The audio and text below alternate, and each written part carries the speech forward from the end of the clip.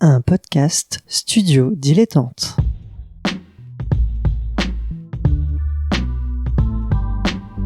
Donc ce que vous proposez comme d'habitude, c'est de la poudre de perlimpin. La République, c'est moi! Et je ne me laisserai jamais entraîner par un opportuniste dans cette voie-là.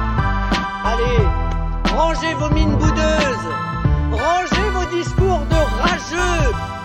Restons polis, le podcast qui explique calmement la politique.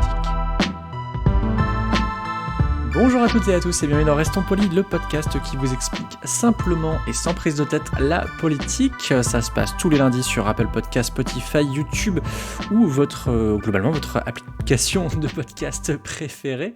Et comme tous les lundis, je suis en compagnie de mon camarade Nemo. Salut Nemo.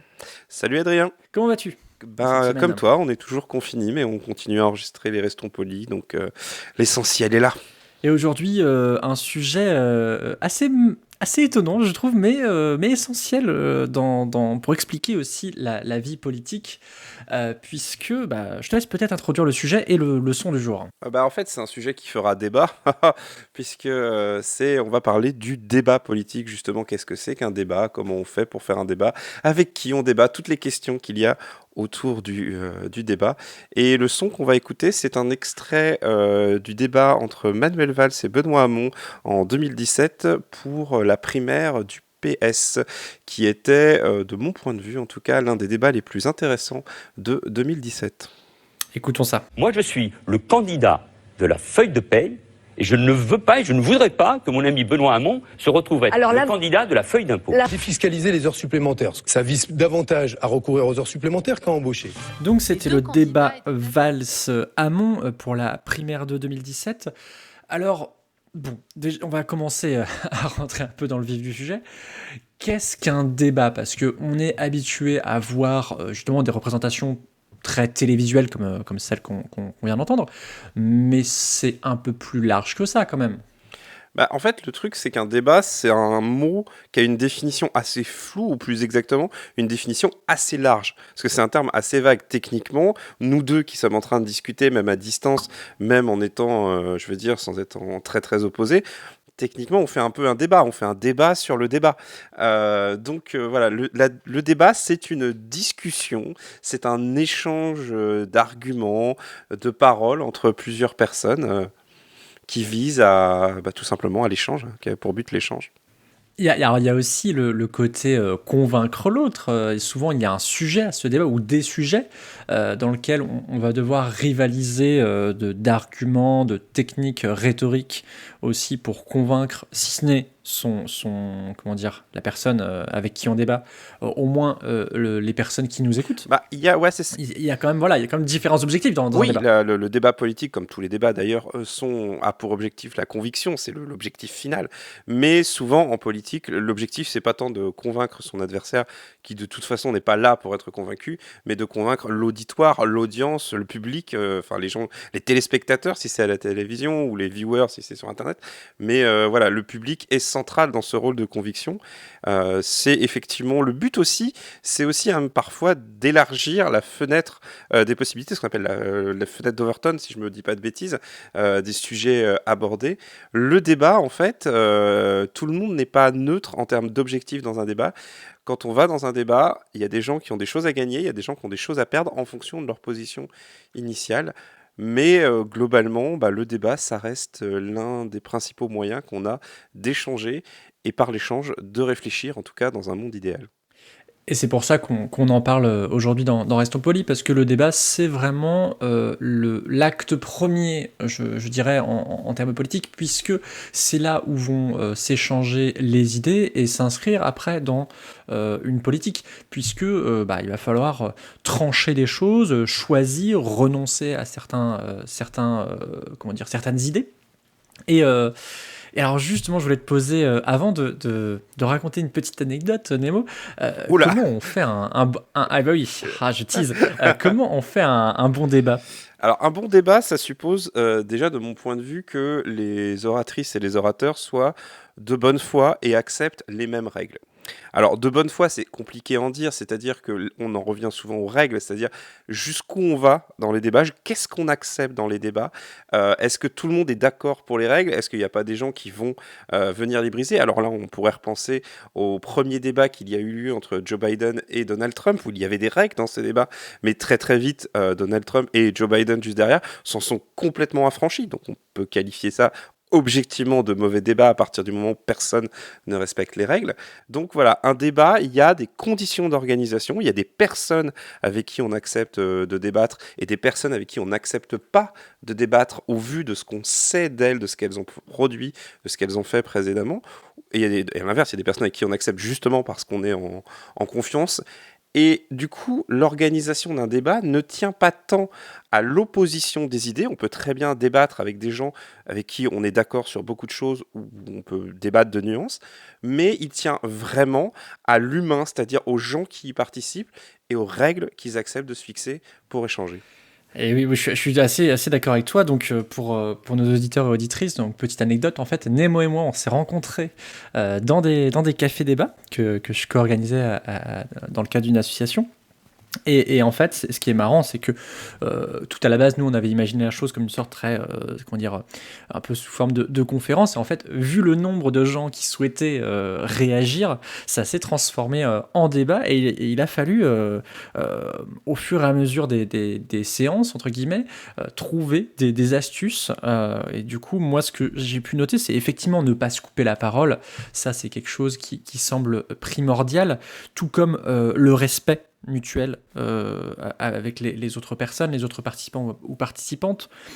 Et c'est important parce que s'il n'y a pas de respect, comment dire, le débat déborde justement et devient un pugilat. Vraiment, c'est... Oui, vas-y. Je voulais pas te couper, je suis désolé, vas-y. Justement, non, mais pas... Justement, il faut pas confondre le débat et la liberté d'expression. Oui. Et il faut pas confondre la liberté d'expression avec la liberté de dire n'importe quoi. Quand vous êtes dans un débat, oui, votre liberté d'expression, elle est brimée. Elle est brimée par les règles que j'ai abordées tout à l'heure et dont Adrien a donné un exemple, ne pas se couper la parole. Et elle est brimée également par l'angle, le périmètre du débat, l'aire des idées dont on accepte de débattre. Elle est aussi bridée par le fait que certaines personnes n'ont pas envie que certaines choses soient abordées ou que certaines façons de le dire soient abordées. Il est tout à fait entendable de dire à quelqu'un « tu ne participes pas à ce débat parce que la façon que tu as d'interpeller les autres est violente ». Par contre, il est tout à fait possible d'entendre dire que c'est la façon dont cette personne interagit avec les autres, mais c'est conforme à sa liberté d'expression. Mais le fait d'avoir le droit de dire quelque chose ne vous donne pas automatiquement le droit de le dire dans un débat. Il faut vraiment bien insister sur les règles. Et un exemple que j'ai là-dessus, c'est l'Assemblée nationale. L'Assemblée nationale et la séance publique à l'Assemblée nationale, ou au Sénat, c'est un débat. Ce sont des échanges parfois d'invectives, parfois fortes, mais dans les deux chambres, il y a des règles. Les députés et les sénateurs ne peuvent pas s'interpeller de certaines façons, et ils peuvent le faire de d'autres manières. Mais moi, j'encourage vraiment, et je crois que je l'ai déjà dit plusieurs fois dans cette émission, je vous encourage vraiment à regarder les débats parlementaires pour voir ce que c'est qu'un débat qui est souvent, je ne dis pas toujours, mais souvent quand même, assez bien organisé, où on peut s'échanger des idées, des termes forts, tout en restant vraiment dans le débat démocratique, donc le débat parlementaire. Et je te rejoins complètement, Nemo, là-dessus. D'ailleurs, il est assez intéressant de voir qu'il y a justement de nouvelles formes de débats qui se mettent en place, pour le meilleur ou pour le pire. Par exemple, on a vu apparaître des débats, ou en tout cas des discussions en non-mixité choisie. Donc, c'est-à-dire que, par exemple, on décide... je prends un exemple qui avait fait scandale il y a quelques temps, qu'il n'y ait pas de personnes blanches, ou en tout cas des personnes non racisées, ou alors des personnes, des hommes cisgenres, donc dont le genre est attribué à la naissance comme un. Donc voilà, il y a des non-mixités choisies. Pourquoi ? Pour protéger, pour aussi créer un espace de discussion safe, où on sait qu'il y a certaines questions qui ne vont pas être posées, ou en tout cas certains arguments qui ne vont pas être avancés, pour justement développer un sens de l'expression en public, et pourquoi pas après partager ses idées dans des cadres plus ouverts par la suite. Donc ça, c'était un premier point. Ouais. Je voudrais aussi dire que, et au-delà des participants, il y a aussi la question du public. C'est-à-dire que les personnes qui participent à un débat ont le droit de choisir le public qui va assister à ces débats. C'est-à-dire, il y a des débats qui sont privés, qui n'ont pas à sortir sur la voie publique. Alors typiquement, pour prendre un exemple qui va nous parler actuellement, c'est le Conseil de défense, où c'est des débats, malgré tout. Il y a des débats qui sont totalement publics, la séance de l'Assemblée nationale, tout le monde peut voir, tout le monde peut y accéder. Et on parlait des cafés-débats qu'on faisait à l'époque où les bars étaient encore ouverts, quoi. Ces débats, techniquement ils sont publics, n'importe qui peut s'y pointer, mais tout le monde savait très bien que c'était pas filmé, qu'il n'y aurait pas de compte rendu sur les réseaux sociaux ou pas de vidéo, de replay, etc. Donc cette notion le public, c'est-à-dire les personnes qui ne parlent pas, qui ne font qu'assister, sont un élément entier du débat. Et les débattrices et les débatteurs ne peuvent pas ignorer ce fait. Et j'insiste sur le côté choisi, la non-mixité choisie, parce que en fait, ce qui se passait beaucoup, puisque c'était des débats sur le jeu vidéo essentiellement, en fait, il y avait une non-mixité de fait. On était principalement des hommes, et donc c'était une non-mixité non choisie. Et nous, ça, en tout cas, ça nous posait beaucoup de questions sur justement est-ce qu'il ne faudrait pas avoir un public plus représentatif. Donc ça, c'était le premier point sur la non-mixité choisie. Et moi, il y a un truc qui m'interpelle, et je voulais un peu ouvrir ce podcast, cette émission là-dessus, c'est qu'il y a un truc qui me choque dans les médias actuellement. Alors je suis désolé de faire cette généralité les médias, mais je trouve ça assez vrai, c'est de voir la mise en scène de la conflictualité dans le débat. Je prends par exemple une émission, c'est La question politique sur France Inter, où c'est chaque semaine on a le droit à le duel avec Natacha Polony, et j'ai oublié, c'est Gilles Wittgenstein, je crois. Et pareil, on a l'émission de Zemmour, c'est Face à l'info, donc il y a encore cette idée de confrontation face à l'information. Et à chaque fois, c'est le débat, le duel, le clash politique, etc. Or, un débat peut être coopératif. Je ne sais pas ce que tu en penses, toi, Nemo ? Oui, c'est tout à fait. C'est marrant parce qu'en fait, ces problématiques, ça me ramène à je suis désolé, je vais revenir aux États-Unis, mais ça me ramène aux États-Unis. Je crois que c'est au début des années 2000 où c'était Jon Stewart, un humoriste américain qui rentre sur le champ politique, qui était invité d'une émission de CNN, si je dis pas de bêtises, où il y avait en grosso modo un journaliste démocrate, un journaliste républicain, qui interviewait quelqu'un et qui se foutait sur la gueule.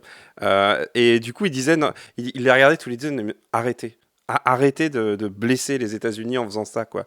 Et effectivement, cette mise en scène de la conflictualité, et qui est très médiatique comme mise en scène, mais médiatique, que ce soit la télévision, la radio, etc., comme tu l'as dit.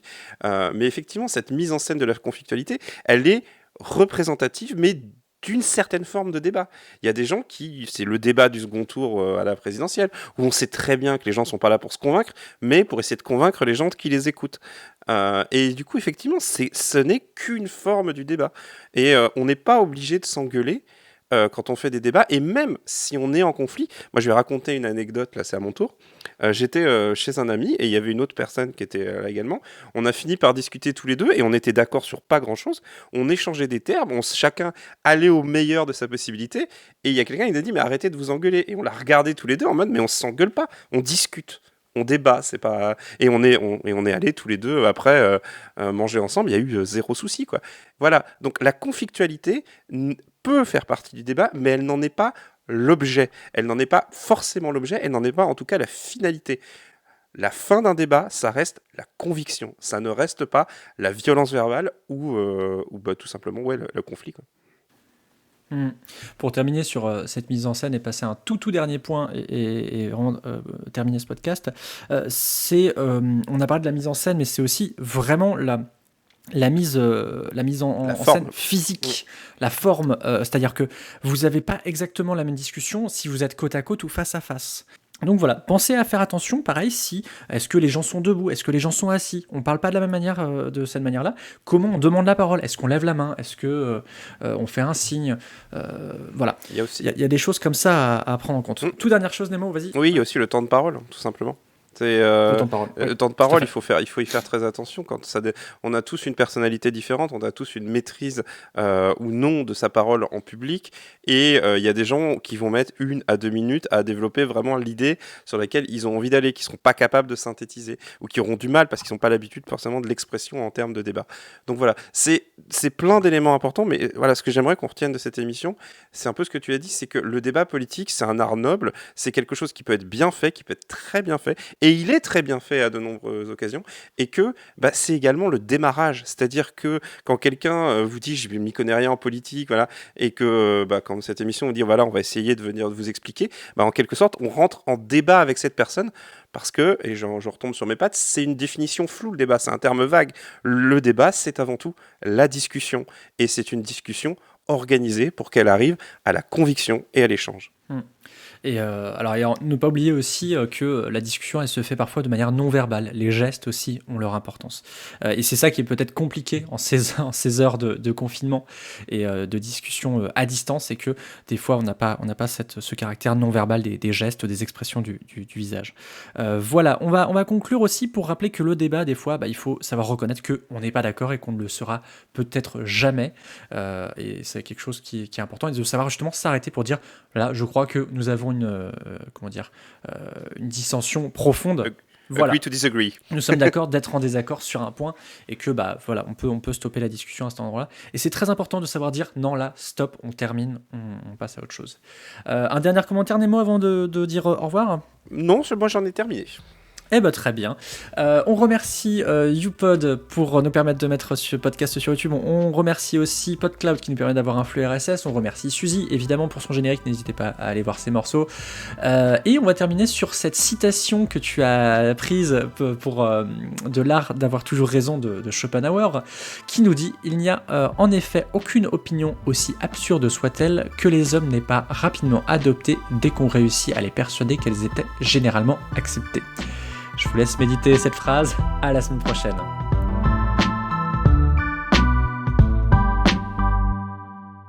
Pour soutenir ce podcast et l'association qui le porte, rendez-vous sur tipeee.com/studio-dilettante.